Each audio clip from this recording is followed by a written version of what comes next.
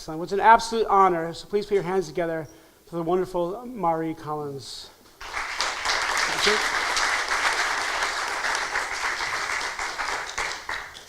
How are you? Not so bad. Not so bad? Bit I nervous. learned how to say your name earlier. Mari, yeah. Mari. I was calling you Marie. It's all right. I answer to anything, It's really. Mari. Excuse my voice. I've had a touch of laryngitis, so I'm croaking a little. Oh, excuse my voice. I'm an American. Yeah, but you can't help that. This is true. This is very true. It's going to be that kind of interview, I think. Your story is incredible, and we thank you very much for taking time today to spend the whole day with us, but also just to be so vulnerable. So I just want to begin by just asking, can you just, for those who might not have heard it before, Sure. tell us your story? Yeah. In the 60s, I was a patient in Children's Hospital here in Crumlin, Our Lady's Hospital for Sick Children. I was away from home for the first time, and I was having an operation for osteomyelitis. And the Catholic chaplain of the hospital, who I discovered afterwards was only a couple of years out of the seminary, he befriended me and basically groomed me, as I know now. I wouldn't have known then. But he sexually assaulted me on a number of occasions, but he also took very intimate photographs. At all times when I told him I didn't want him to do what he was doing. He used to come late at night and we had individual rooms, so that facilitated his abuse. When I told him I didn't want him to do what he was doing or it wasn't right, his argument was that he was a priest and he couldn't do wrong. And I was a child of the 50s, brought up in that very black and white era, pre-Vatican II. So in my eyes, that was true. I therefore began to believe that it had to be my fault in some way. And I was so convinced and felt so bad about how, particularly the photography, although sexual abuse itself was very, very intimate and distressed me a lot. Somehow the taking of the photographs was even more so, because I felt, again, I wouldn't have had the words as a child, but degraded and humiliated. And I remember feeling sick in my stomach, physically sick. But I left the hospital. I'd gone into the hospital a fairly happy child, but I came out, I'd lost all confidence in myself. I felt I was a bad person, and I felt I was a dirty person. You know, there was something very wrong with me. And that meant that I really pushed everybody away from me, family, friends, everybody. I didn't want anybody to get too close in case they found the real me, who was this very bad person. So by the time I was 17, I was taking medication for anxiety, severe anxiety, and it was my first time I was hospitalized. And over the next 25 years or so, I was hospitalized 9 or 10 times in St. Patrick's Psychiatric Hospital for very severe depressions, very severe anxiety. I spent about 4 years confined to my house with agoraphobia. Couldn't go out because of panic attacks. I have a wonderful husband who was here today, and he had to be mother and father to our little boy, and he had to do everything, you know. And many times I thought himself and my son would be better off if I wasn't around, if he came home one evening and I wasn't there. In 1985, after when I was 39, after revealing my abuse the first time to a doctor, I went to try and report it. And as somebody said this morning on the panel, the wrong response can be worse than no response at all. Because I told the priest that I went to about the abuse, and his response was, "It was probably your fault. Don't worry about it. You're forgiven now. You can go away and think no more about it." So I actually went away and I was shut down for another 10 years because I never spoke to my doctor again. Never spoke to anybody. And in 1995, then I went and tried to report again, because I became aware at that stage that this priest could be out there abusing. I went to report him to my diocese, and they didn't want to do anything about it. They didn't report it to the police. They basically told me to go away. But I reported it also to the hospital. They went to the police. I discovered later, and this is sort of the end of the story, I discovered later that a couple of months after my abuse, some photographs that this priest had taken in the hospital, the lab that was processing them had sent them to the guards, and this will tell you what things were like in those days. The commissioner of police brought the photographs up to the Archbishop and told him to do something about it, even though what was happening was a criminal offence even then. And either of them did. The Archbishop just took him out of the hospital and put them into a parish, which meant that he went on abusing little girls for the next 30 years, using his position as a priest, raping little girls. He was convicted for my abuse, but he's been convicted since of abuse in the 70s, 80s, and he was reported in the 90s as well. So he had 30 years of abuse after me. The church did nothing about it, but I've got to say the civil authorities didn't either. At that point, when he was jailed, no thanks to the attitude in the church, I went and got therapy and counselling, and it made an enormous difference to my life. The sun came out, and I've not looked back. I've decided at one point in my therapy that I couldn't do anything about the past, but I could enjoy whatever time was left, and that's what I hope I have done since then. I also decided that because the church were saying one thing, which was they were dealing with this right, they were following their guidelines, I knew from dealing with them on the inside they were doing anything but. The Archbishop of Dublin at the time, Archbishop Connell, he said, he used to speak about me in the press and in the media, this was in the late 90s, as Mrs. Collins. We're trying to help her, we're doing everything we can for her. And behind closed doors, I found out later, he would not use my name, he referred to me as that woman. And it was that dichotomy between the two attitudes, the public one and the private one, that made me then go public, because I felt people needed to know that what they were being told was not true. And where does the courage come from to speak out? It never really, I don't think it ever was, for me anyway, it was never a question of courage. It was a question of I couldn't not do it, because I found that I was lied to by the chancellor in the diocese. I was mistreated basically and I had remained a practicing Catholic. The abuse by the priest hadn't changed my Catholicism in any way or my faith. But when I found that the way that I as a survivor was being treated and the way the whole issue was being handled, they were ignoring the safeguarding guidelines that were in place even then, I felt that I had to go out and make it known, because I wasn't going to collude with what was going on by staying silent. And there wasn't courage, it was just I felt it was the right thing to do. But a lot of us feel like there's the right thing to do, and we don't do it. I suppose I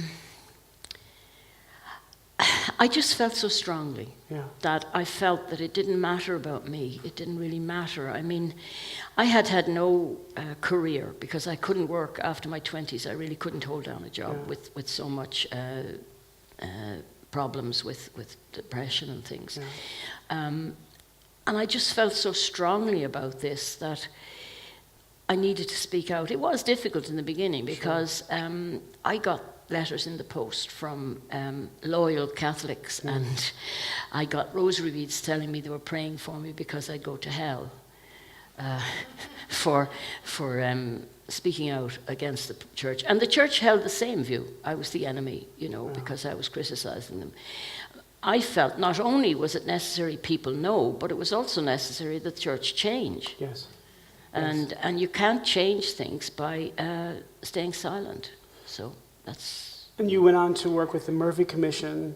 You went on to work with the Vatican Commission. Yeah. You went on to set up safe child protection with the Archdiocese. Yeah. So many extraordinary things. You helped create AWARE, the Marie Collins Foundation. Yeah, I was one of the founding members of AWARE Depression Support Group, and that was because I was a sufferer at the time myself. And again, it was important that there was a stigma then to being suffering from depression, and it was important that awareness grew on that area. I went on to work with the church, both helping to set up the new Child Protection Office in Dublin. I worked on the safeguarding guidelines for the entire church in 2003. I went on to do that because I feel there's no point in simply criticising or pointing out failings if you're not willing if you get the opportunity to do that on the inside and talk to the people who are making the decisions and who are actually the ones who are trying to help.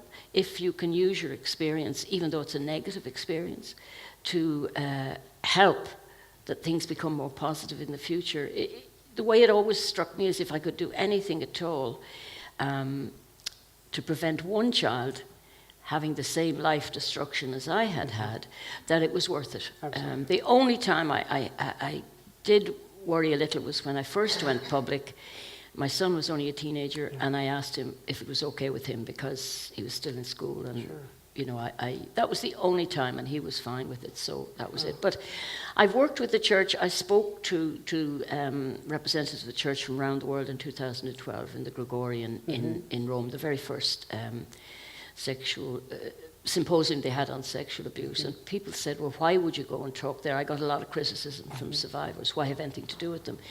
But these were the men who were making the decisions in their diocese, and if even 1% of them went back with a different view or a better understanding or a determination to do things differently, it was worth it. And that's been my philosophy all along. Did that evolve into the Vatican Commission then? Yes, I think having spoken in Rome, it led into my being asked to been given an appointment on the Papal Commission. The Papal Commission for the Protection of Minors was set up in 2014, and the idea was for the Pope Francis, his idea was to have outside experts come in and advise the church and advise him specifically on what structure and policy changes were needed in the church.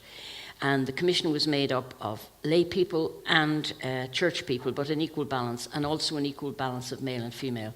And there were child psychologists, child psychiatrists, people who dealt with perpetrators, and from different parts of the world.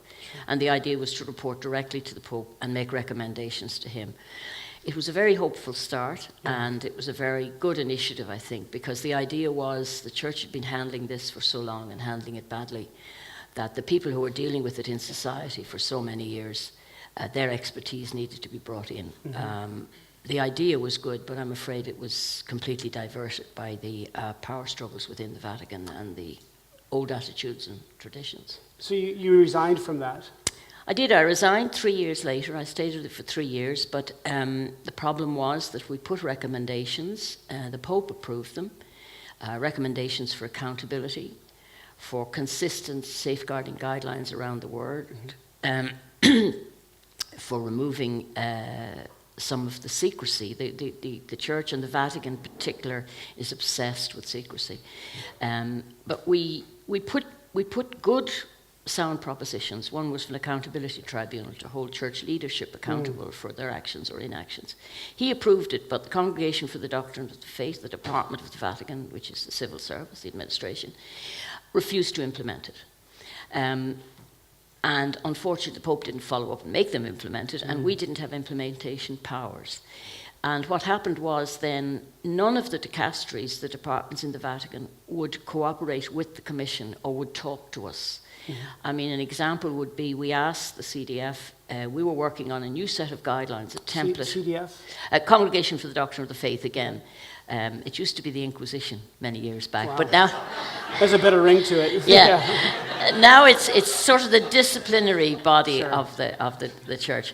And they, in 2011, they had asked every Catholic diocese around the world to send them in whatever child protection guidelines they had to see whether they were strong or weak or whatever. Now, a high percentage had none or didn't send them in.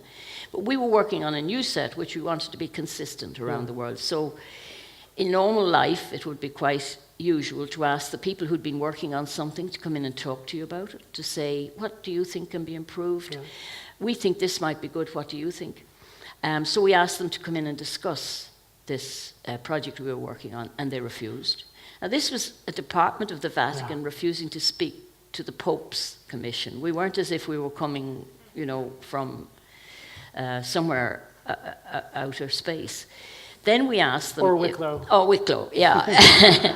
Then we asked them if they would let us have copies of the guidelines that had been sent in by the various bishops' groups around the world. Sure. And they said, no, they were confidential. Okay. Now, that's secrecy gone mad, I mean, we were trying to improve. And the problem really was, the real problem was not that they didn't want to give us things or not they didn't want to talk to us. They saw us as outsiders coming in to interfere in their work. And we actually spoke to somebody from one of the congregations who said, we've been doing this for years. We don't need you to come and tell us how to do it. I mean, the answer to that was, but look at how you've been doing it, you know. But, there's also within the Vatican, I don't think this is news to anybody, but I saw it up close, and it's not pretty up close. It's all about, there's very little really about faith or spirituality. There's so much politics. Each department is hanging on to its own little area of power. There's so much about prestige. There's so much about going up. You make yourself, you attach to someone above you, and then you're loyal to them so you can climb the greasy pole.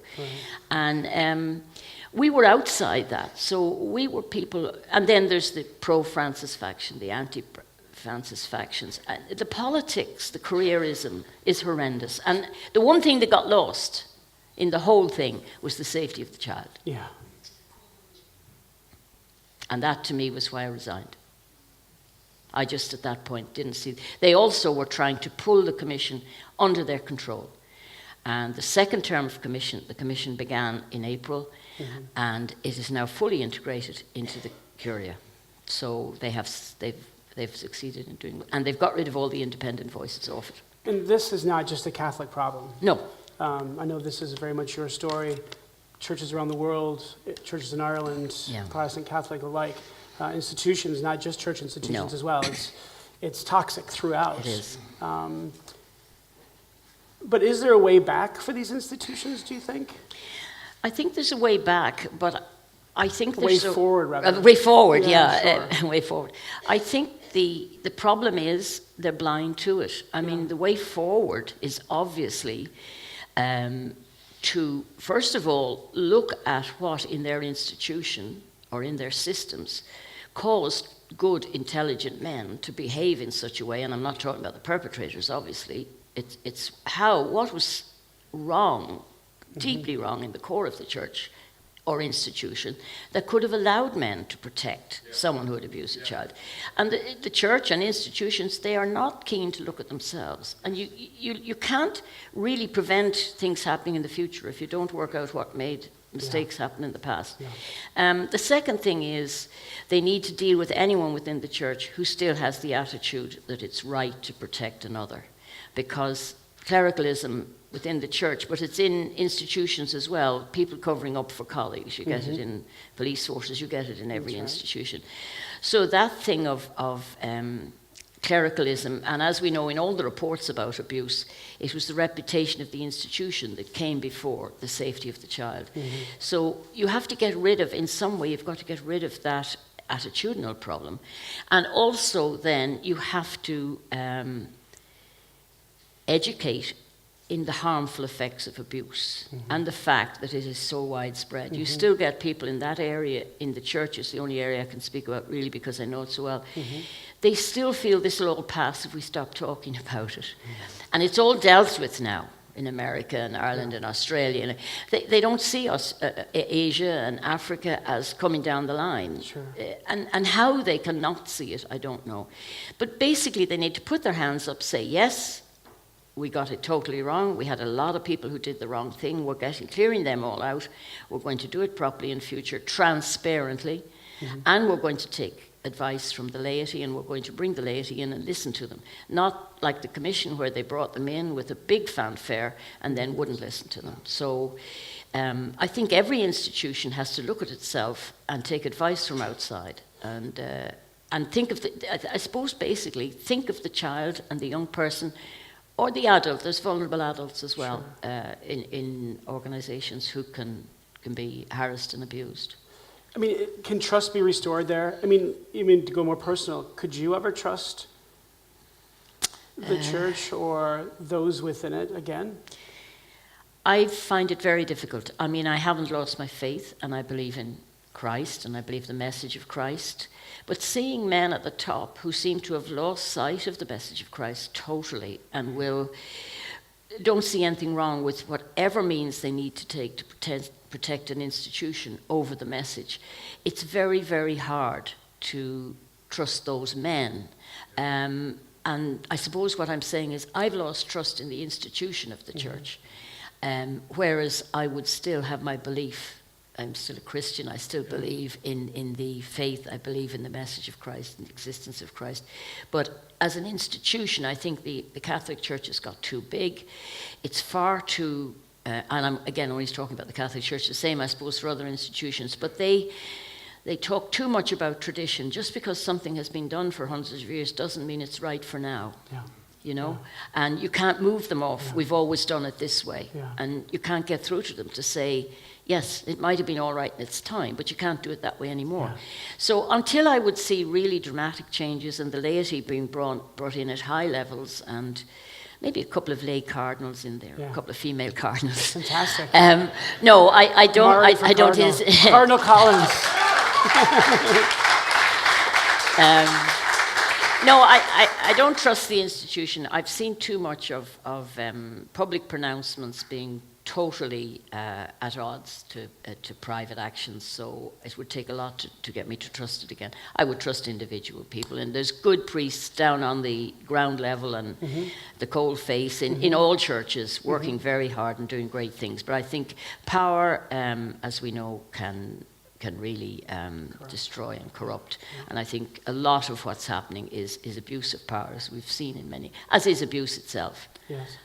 So personally, I can't restore my trust.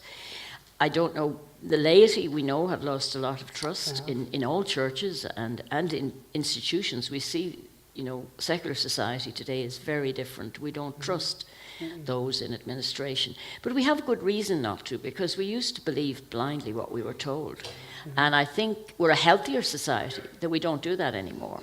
Maybe we're a little bit difficult for those people now. They had a much more comfortable life when we didn't question things, but I think we need to question and keep questioning. And I think the only way going forward is for people not to let issues like this disappear. The media gets tired of it and they move on to something else, but I think we can't move on to something else because children are with us all the time. And power has to be spoken to, and the truth has to be spoken to power. And on that, you spoke to someone who doesn't have much power in August, Pope Francis. Yeah. What was that like? I mean, because you obviously have gone through an extraordinary life, have invested into the institution, have had to walk away again and again from it for not keeping its word, and then you're sitting in front of the leader of 1.3 billion people. Like, what was that? On the plus side, he listens very well. He's not defensive. He wasn't defensive in any way. He has taken on board the awfulness of abuse and the horror of the way it's been dealt with. On the other hand, I tried to speak to him about why accountability was so important and why bishops particularly should take the right actions. I gave my own case as an example. If my priest had been dealt with after my abuse, he might have abused again as a lay person, but he wouldn't have had the position of trust he had. Like, he raped a little girl from the age of 10 to 12. For 2 years, every week. And his threat to her was, I'm a priest, your parents won't believe you. Now, if he had been dealt with back originally, properly, he wouldn't have been free or as free to have his abuse facilitated. And I tried to say this about holding abusers and those who cover up. And I was asking him why the accountability tribunal. He had agreed to it and then hadn't put it in place. And he said, oh, well, we are holding bishops accountable. I get rid of them whenever I know they're guilty. And I said, no, you let them resign. But their face is saved. There's no finding of guilt against them. And that's the whole problem with the church. This fear of scandal.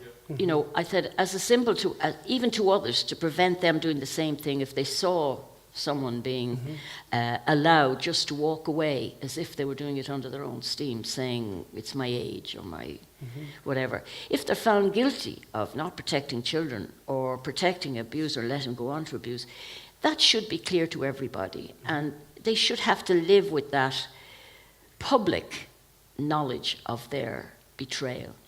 And he actually said, "You're right." And then 2 weeks later, 2 bishops resigned with no explanation whatsoever. So he also then, on the plane back to Rome, he was asked about me, and he said, "She's fixated on accountability tribunals." And I didn't particularly like the word fixated, but I had no problem with being fixed on accountability, because I think it's the most important thing.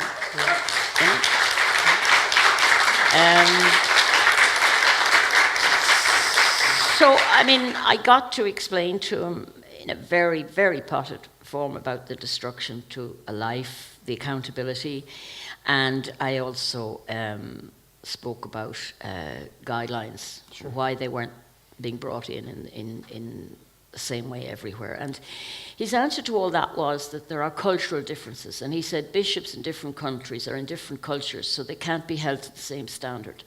I don't agree with that. I don't agree either. Yeah. I think children are children are children. And if you're not living up to the standard that is internationally accepted by the United Nations and every international law, that's the standard you should be held to, not because culturally it's okay to rape your niece or something.